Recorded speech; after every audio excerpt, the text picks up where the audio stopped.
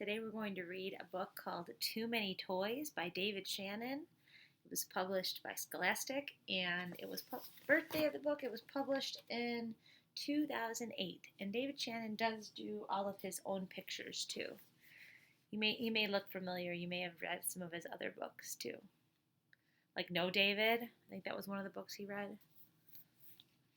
This is a good one. I like reading this one to my own kids because it reminds me of my own house. Spencer had too many toys. They covered the floor of his bedroom and piled up in his closet. They were stashed under his bed. They spilled down the stairs and into the living room. You guys see Spencer right there? There he is. Got a helmet on.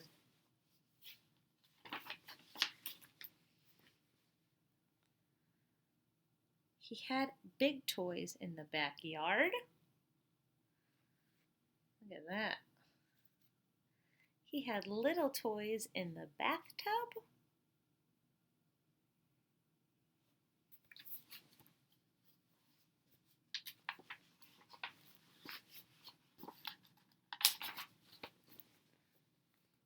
Sometimes Spencer played with the nice, quiet wooden pull toys. Other times, he played with noisy, crazy electronic toys. He had puzzles, board games, and talking books that fueled his mind. And loud, jumpy, frenzied video games that fried it. Look at, there he is with his fried video game brain.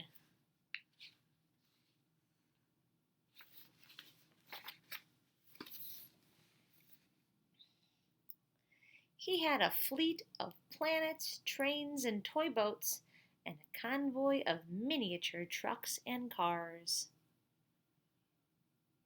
You guys ever have this kind of toy? I feel like I did. A little fake toy phone.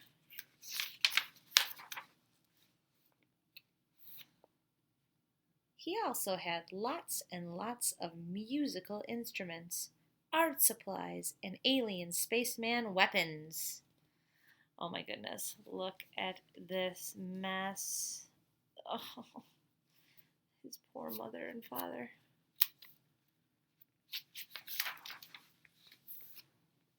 Look at all these people. Everyone gave toys to Spencer. Of course, his mom and dad did, but so did Grandma Bobo and Poppy and Granddaddy and Auntie Mim and Uncle Fred and Cousin Drew. They gave him toys for every holiday, even the 4th of July and his birthday. He also got toys from all his friends on his birthday and on their birthday, too, when he went to their parties. He got toys at the drive-thru with his kid burger, and at school for having lots of peace person points, and at the dentist, and at the doctor when he didn't squirm. Can you believe all those toys that he got?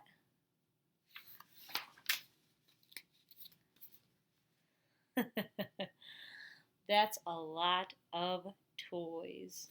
You see what they did there? Toys. I used to have these when I was younger. These are called, teeter tots, or what were they called?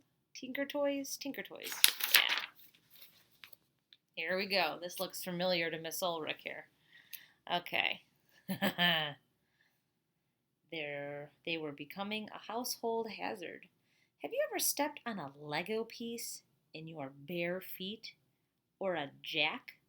Well, it really hurts, especially if you weigh as much as Spencer's dad. A little dad bod going there.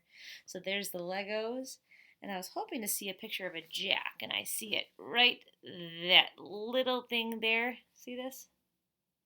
A little red thing that looks like a spider? That's called a jack. And trust me, if you step on that, it is awful. You can also trip on things like railroad tracks and race cars if you're carrying a load of laundry.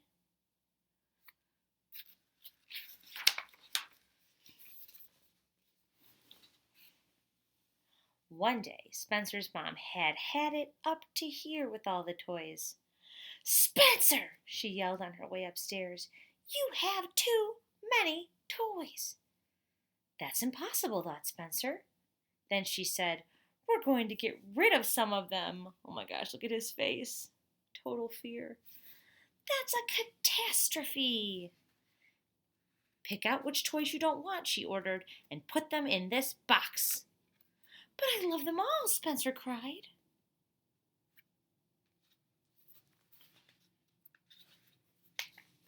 Oh dear, here comes the sad eyes. "All right," his mother said, "I'll help you." She picked up Alien Space Ninja. "How about this one? You haven't played with this one in years." "But I was just about to, Spencer," his mother said. "It doesn't have a head." "I'm making him a new one," Spencer replied. I'm going to put the picture a little closer so you can see he's actually talking about the stuffed animals in there. "Fine," said Spencer's mother, "but this can definitely go." She put down the alien, picked up a filthy one-eared bunny. "Not Mr. Fluffer's, Mom, how could you?" "This one, then," she said. "That's Mr. Fluffer's best friend." "This one? Mother, have you forgotten? Grandma Bobo gave me that on my 4th birthday, and I'll never be 4 again, ever." "Oh, please, Spencer," said his mom, rolling her eyes. "Don't be so dramatic." Here we go. Businessman Spencer has come. "Okay," she said, "you can keep that one, but I'm giving away the pig and Johnny Choo Choo." Sorry, let me try to arrange the book. There we go. "Tell you what," countered Spencer, "I'll let you have the pig, but I get Johnny Choo Choo." "What are you, a lawyer now?" asked Spencer's mother. "You can keep Johnny Choo Choo, but the cow goes in the box too. Deal?" "How about 2 Gitchamagoomies instead?" said Spencer. "And I'll throw in a little pepper of your choice." "How about all of them go in the box, or you don't watch TV for a week?" Spencer decided it was in his best interest to agree. "Deal." "Finally, some toys in the box," sighed Spencer's mom. "I had no idea this would be so much work." "Oh, what is this?" She plopped down on the floor next to an egg-shaped pirate and that bellowed, "Arr, avast scurvy dog, avast scurvy dog, get a herby dog." "Here's another one you can do without," she said. "No problem," said Spencer.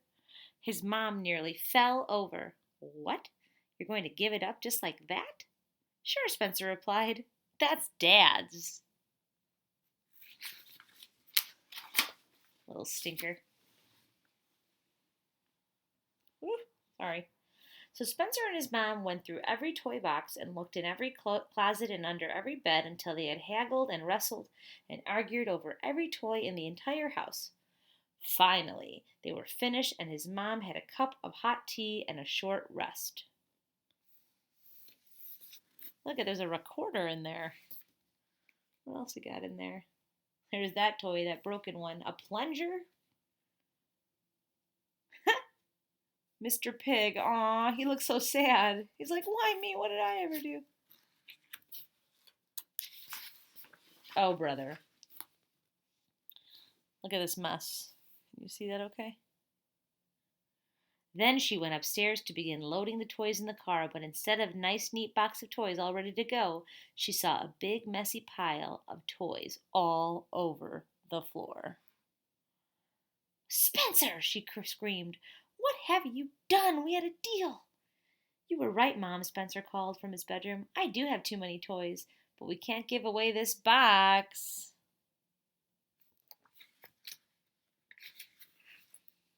It's the best toy ever. And look at the box. He drew some windows and he put some sticks in there and pencils, and he created his own spaceship. Sometimes the box is the best part, if you think about it. Like when you get something in the mail, it's like the best thing to just take that box and use your imagination. I know that's what I used to do when I was little. It was the best when you would get a refrigerator box, because then it would be like a huge castle. But sometimes just smaller boxes are fun too. So I hope you enjoyed this book. And here's all the other ones that David Shannon wrote. Some of these might look a little bit familiar. We have No David, Case of the Stripes, Alice Fairy, Good Boy Fergus, David Goes to School, and David Gets in Trouble. All right, hope you enjoyed it.